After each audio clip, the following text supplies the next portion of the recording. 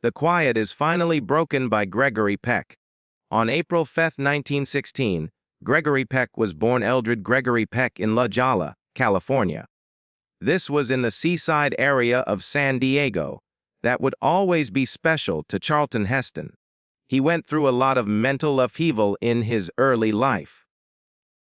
Because his parents split up when he was only 6 years old, Gregory was mostly raised by his grandma. He was raised with a strong sense of right and wrong and discipline, even though his childhood was unstable. These are traits that would later define both his most famous movie parts and his real-life personality. Peck went to a Catholic military school and then San Diego State Teachers College. He then moved to the University of California, Berkeley, and started studying medicine there. But his time in the college theater group gave him a love for playing that changed the course of his life forever.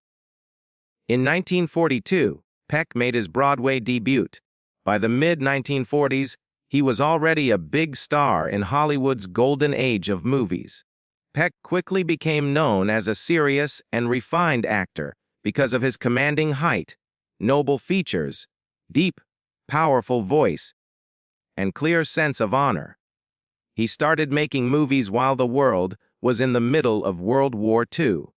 Many of his characters had the quiet strength and moral clarity that people were looking for in these difficult times. In 1944, for his role in The Keys of the Kingdom, he was nominated for his first Academy Award. This was the first of many great performances he would give to movies over the next 50 years. Gregory Peck's most famous part was as Atticus Finch in To Kill a Mockingbird, the 1962 movie based on Harper Lee's Pulitzer Prize-winning book of the same name. The character, a moral and caring small-town lawyer in the segregated South who protects a black man wrongly accused of rape, would become the ultimate moral compass of American movies. Peck gave a show that was full of calm honesty and emotional weight, won him the Academy Award for Best Actor, and cemented his place in movie history. Atticus Finch was more than just a role. He became a cultural icon of fairness, compassion, and good behavior, and Peck himself said it was the part he was most proud of. Finch was named the best movie hero of the 20th century by the American Film Institute in 2003, not only for the character, but also for how well Peck played her. Gregory Peck had a very successful acting career.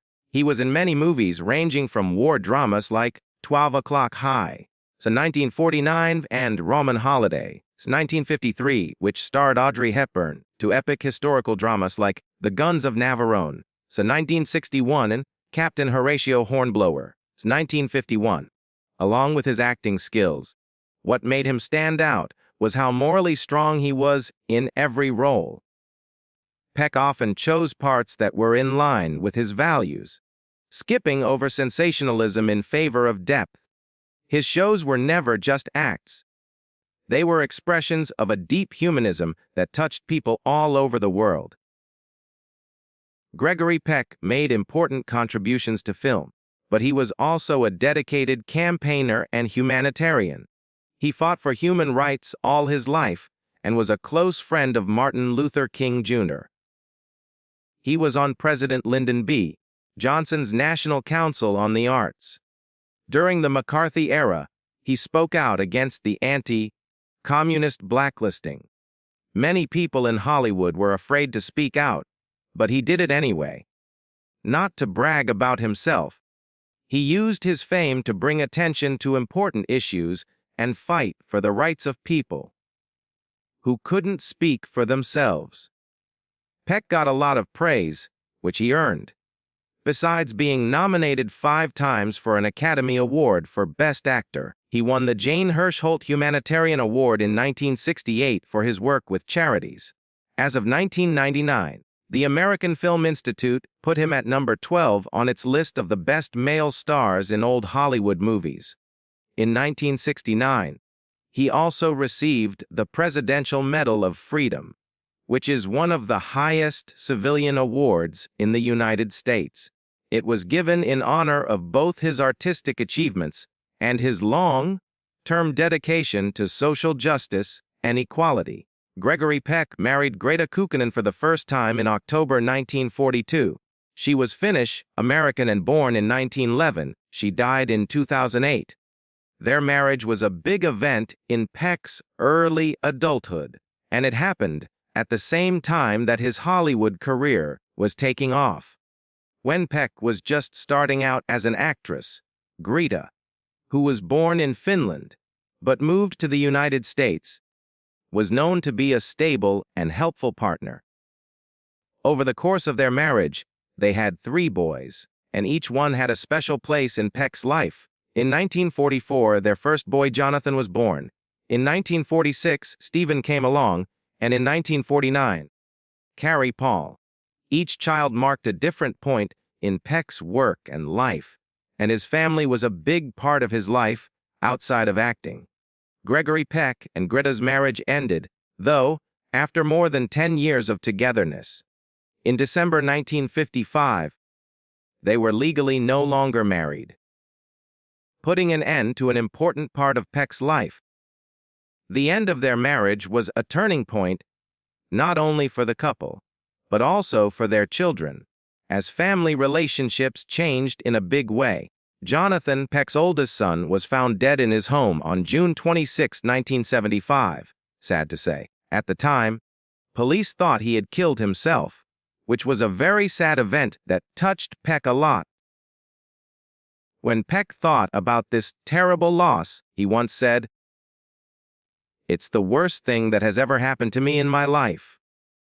This showed how much pain he was still feeling years later. He freely admitted that losing a child would have an ongoing effect on him, stating, "You never get over a thing like that." This shows the deep grief that shaped his personal life beyond his public image. Gregory Peck had a serious affair with his co-star Ingrid Bergman while they were both married. It happened during the breakup of his first marriage. In an interview with Brad Derrick of People magazine in 1987, he talked about this relationship, which he kept pretty quiet about during his lifetime. With a sense of respect and honesty, Peck talked about the affair. "All I can say is that I had a real love for her, and I think that's where I should stop," he said. That both he and Bergman were young and focused on the demands of their work. "We were involved for weeks in close and intense work," he said, implying that the closeness they shared on set turned into a personal relationship. Even though this connection was very intense emotionally, Peck seemed to talk about it as a young adult experience, which suggests that it was still an important but limited part of his life. Gregory Peck started a new relationship soon after he and Greta's divorce was settled. Peck married Veronique Pisani, a French news writer born in 1932, on New Year's Eve 1955, just one day after the end of his first marriage. They would be together for life. They met for the first time a few years earlier, in 1952. Before he went to Italy to film the famous Roman holiday, Veronique talked to Peck. The relationship that would grow over time was started at this meeting. 6 months after they met for the first time, Peck asked her to lunch. That was the start of a close relationship that they could not be apart from.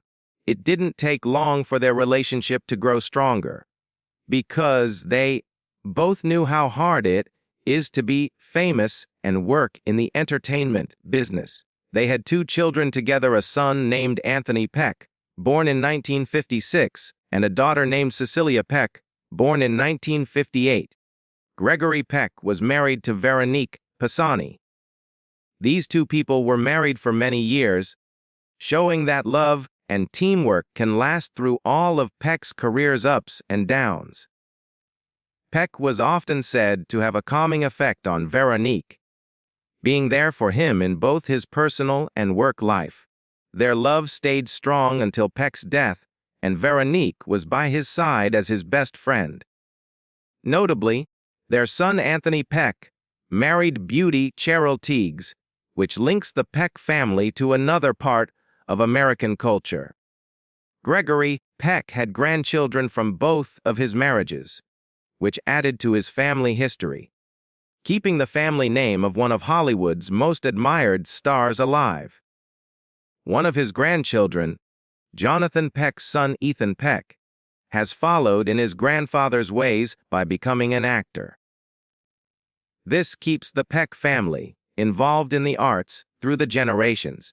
Fans of old Hollywood movies often wondered what kind of relationship existed between two of the movies' most famous and prestigious starring men for a long time.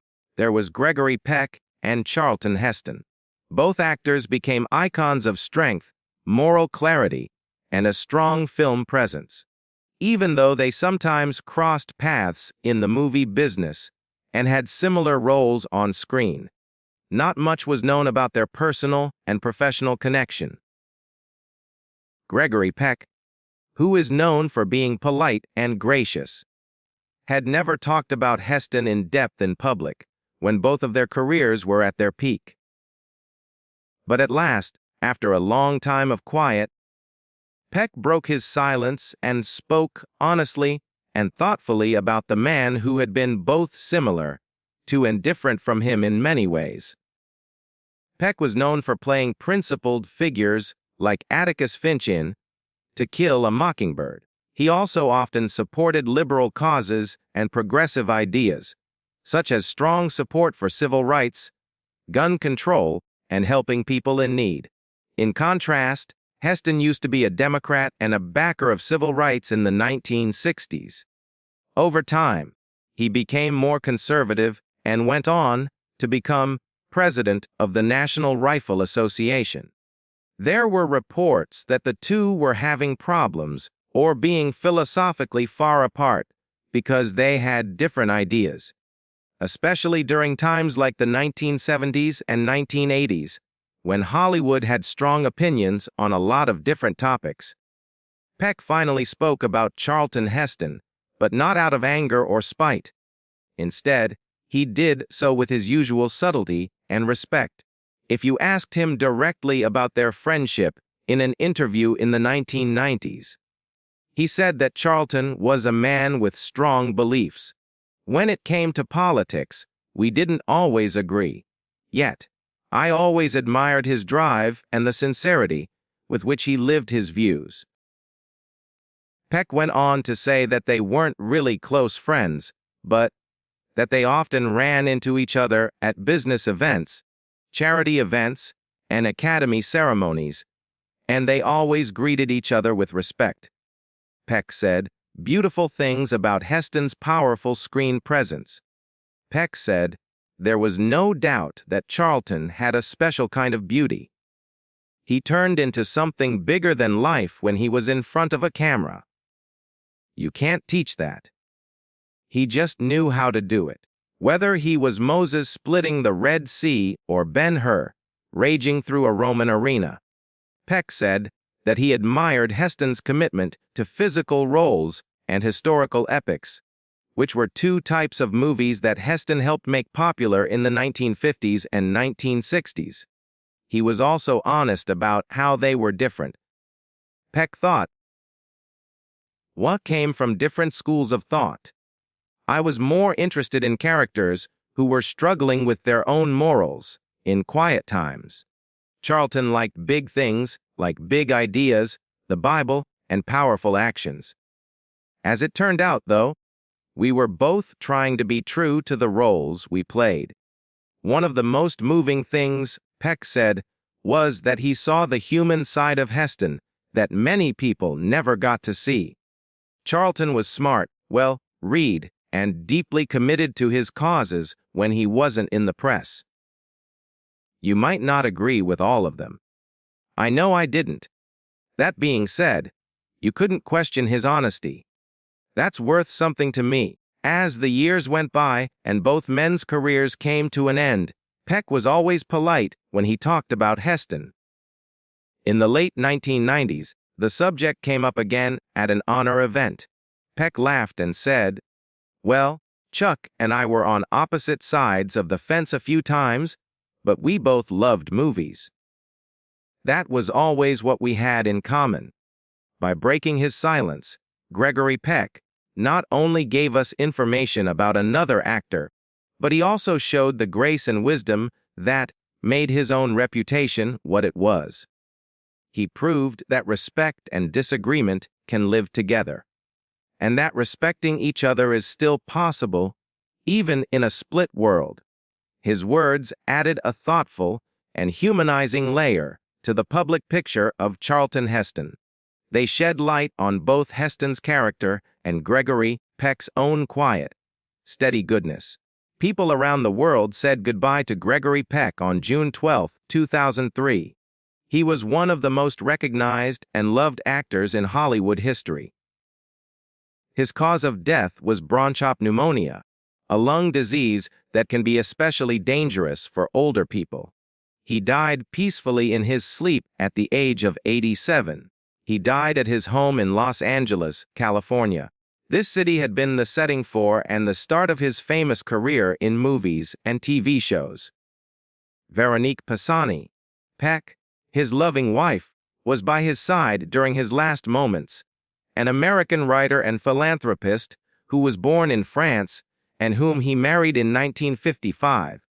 During their almost 50 years of marriage, they had shown each other respect, love, and a dedication to helping others.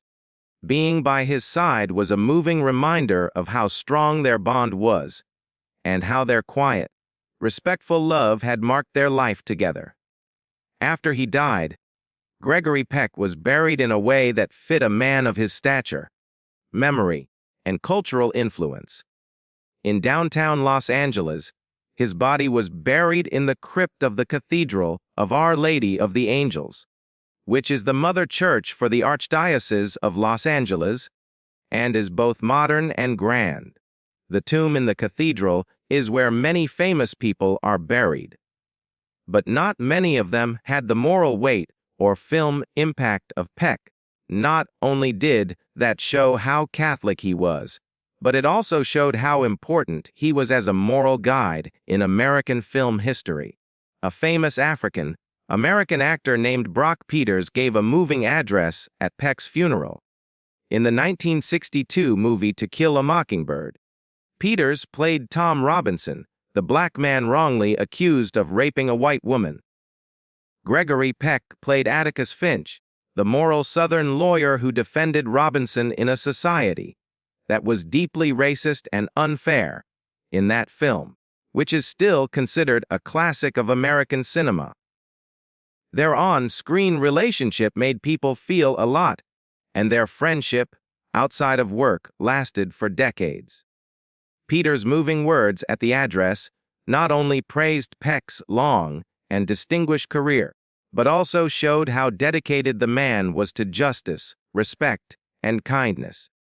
Things about Atticus Finch that made him so strong, and that were a lot like Peck's own personality. Peters' eulogy was a deeply meaningful moment that connected film and real life. There were many famous people at the funeral itself, an example of how Gregory Peck had a big impact on many actors, directors, singers, and cultural figures over many years. Lauren Bacall, the famous actress and Humphrey Bogart's wife, was one of the many famous people who attended. Bacall had long admired Peck's quiet strength and elegance on screen. The great African-American actor and civil rights activist Sidney Poitier was there to honor his friend and peer. At the event, singer and actor Harry Belafonte showed up with his daughter Sherry Belafonte. The group was both diverse and well-known. A lot of famous Hollywood people from both the past and the present were also there. Mike Farrell, who is famous for his role in Maesech, is an actor and campaigner who is also known for his work in Star Wars and Indiana Jones. Harrison Ford was dating actress Callista Flockhart at the time. Shelley Fabair is known for her long career in movies and TV shows. A famous actor from TV shows like NYPD Blue and The West Wing, Jimmy Smith, came to pay his respects. So did the French-American actor Louis Jordan and the beautiful actresses Diane Cannon and Stephanie Zimbalist. British actor Michael York, who was in Cabaret and Logan's Run, was also there to mourn. A lot of famous people from music and entertainment came to the event, like pop star Michael Jackson, who had always admired Peck for both his playing and his work with children. Angelica Houston, Lionel Richie, and Oscar-winning actor Louise Fletcher were among the people who came to honor her. Tony Danza, Piper Laurie, and scriptwriter Larry Gelbart made up the rest of the diverse and very polite group. All of them, from different parts of the entertainment business, came together to celebrate a man who had become a symbol of honesty in both his work and personal life. Greg Peck's funeral wasn't just a private farewell. It was a public time to remember a life that had had a huge impact on American society. He was a great actor, a man of integrity, and a quiet supporter of human rights. His death marked the end of an age, but his legacy lives on through generations.